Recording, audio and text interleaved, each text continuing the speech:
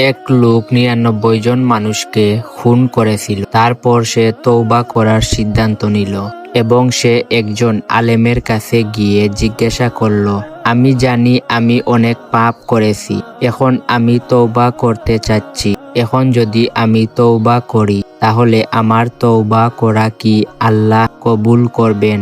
আলেম বললেন, না। তারপর লোকটা হতাশ হয়ে চলে গেল। পথে আরেকজন আলেমের সাথে দেখা হলো। সে একই প্রশ্ন করল। আলেম উত্তরে বললেন, হে আল্লাহ অত্যন্ত ক্ষমাশীল, তুমি যাও, ভালো লোকদের এলাকায় চলে যাও, সেখানে নেক কাজ করো। আলেমের কথা শুনে লোকটা রওনা দিল ভালো কাজ করার জন্য। পথে হঠাৎ লোকটি মারা গেল এবং ফেরেশতারা তার রূহ নিয়ে আল্লাহর কাছে চলে গেলেন। আল্লাহ বললেন, সে আমার দিকে ১ কদম এগিয়েছে, আমি তার দিকে ১০ কদম এগিয়েছি। তার তওবা আল্লাহ কবুল করেন এবং সে জান্নাতি হয়ে গেল। এই ভিডিও থেকে আমরা শিখতে পারলাম যে আল্লাহর রহমত অসীম। সত্যিকারের তওবা করলে কোনো পাপই ক্ষমার বাইরে নয়।